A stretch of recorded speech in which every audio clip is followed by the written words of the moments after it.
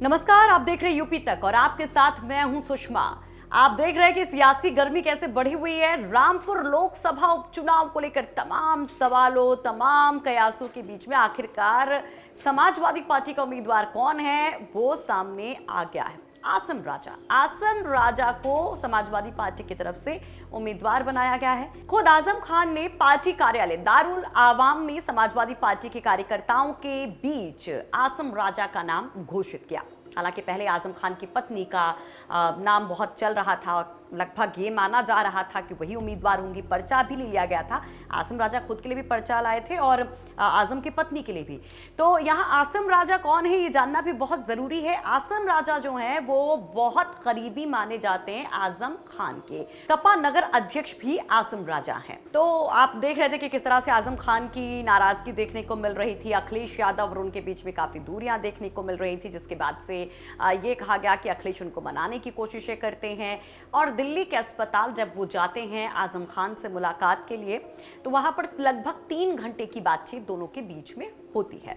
और उस दौरान कहा जाता है कि रामपुर लोकसभा उपचुनाव को लेकर भी बात होती है। और ये माना जाता है कि रामपुर लोकसभा उपचुनाव को लेकर जिम्मेदारियां आजम खान को सौंपी गई हैं। तब भी एक खबर आती है कि क्या आजम खान के परिवार का कोई सदस्य चुनाव लड़ेगा, जबकि आजम खान ने जब जेल से बाहर आए थे तभी ये कहा था कि फिलहाल वो इस बाई इलेक्शन से थोड़ा दूर ही रहेंगे। लेकिन अखिलेश यादव ने उनके ऊपर जिम्मेदारी सौंपी, रामपुर लोकसभा उपचुनाव के कैंडिडेट की अनाउंसमेंट की। तो उन्होंने अनाउंसमेंट किया तो जो नाम आया वो भी आजम के करीबी का आया। परिवार का सदस्य भले ना हो आसम राजा, लेकिन आजम के बेहद करीबी माने जाते हैं। दूसरी तरफ अगर इसको आप दूसरे एंगल से देखें तो जो 2 कैंडिडेट्स अब इस बाई इलेक्शन में नजर आ रहे हैं, चाहे बीजेपी के हम घनश्याम लोधी की बात करें या फिर आसम राजा की जिनकी हम बात कर रहे हैं समाजवादी पार्टी के उम्मीदवार, इनके बीच की फाइट बहुत खास इस लिहाज से भी है क्योंकि ये दोनों ही आजम के करीबी माने जाते हैं। अगर हम घनश्याम लोधी की बात करें तो घनश्याम लोधी जब सपा में हुआ करते थे तो आजम खान के बेहद करीबी थे। 2016 में उनको विधान परिषद भिजवाने में आजम खान का एक बहुत बड़ा रोल था।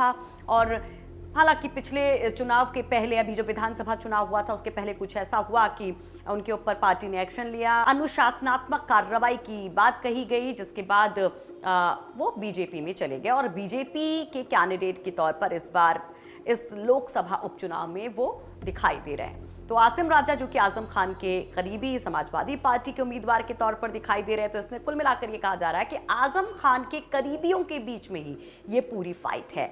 लेकिन पलड़ा किसका भारी रहता है उसके लिए समीकरणों को समझना भी जरूरी है। अगर आप जातीय समीकरणों को देखते हैं तो रामपुर की सियासत में मुस्लिम बहुत बड़ी फैक्टर होते हैं, बहुत अहम रोल अदा करते हैं, क्योंकि यहाँ पर जो मुस्लिम आबादी है वो 50% से भी ज्यादा है। दूसरा जो फैक्टर है वो आजम खान का फैक्टर है कि आजम खान की यहाँ पर बहुत चलती है। तो ये फैक्टर भी बहुत महत्वपूर्ण है, क्योंकि आप ऐसे देखिए कि 2014 में जब मोदी लहर थी तो बीजेपी जीत गई थी क्योंकि आजम खान चुनाव मैदान में नहीं थे। 19 में भी जब बीजेपी बहुत बड़ी जीत दर्ज करती है, लेकिन उस दौरान रामपुर में जब आजम खान चुनाव मैदान में उतर जाते हैं, लोकसभा का चुनाव लड़ते हैं, तो बीजेपी को यहाँ पर हारना पड़ता है। और जया प्रदा जो कि बीजेपी की कैंडिडेट थी, उनको हराकर आजम खान ये सीट समाजवादी पार्टी की झोली में डाल देते हैं। अब जब आजम ये सीट छोड़ चुके हैं, क्योंकि वो विधानसभा का चुनाव लड़े थे, जिसके बाद उन्होंने इस सीट को छोड़ने का फैसला किया था, तो क्या आजम उसी तरह से काम करेंगे? क्या उनका फैक्टर वैसे ही काम करेगा? क्या मुस्लिम फैक्टर वैसे ही काम करेगा? या फिर जो कभी घनश्याम लोधी से भी नजदीकियां रही हैं उसको लेकर भी और चर्चाएं होंगी? इस पर सबकी निगाहें हैं। तो फिलहाल इतना तो तय है कि लड़ाई रोचक है रामपुर लोकसभा उपचुनाव की। आपको क्या लगता है कि ये घनश्याम लोधी हो या फिर आसिम राजा, इनके बीच में कैसी टक्कर होने वाली है? कौन किस पर भारी पड़ सकता है? कमेंट बॉक्स में जरूर बताइए। तमाम खबरों के लिए यूपी तक देखते जाइए, तफसील से खबरों को यूपी तक .in पर पढ़ते जाइए।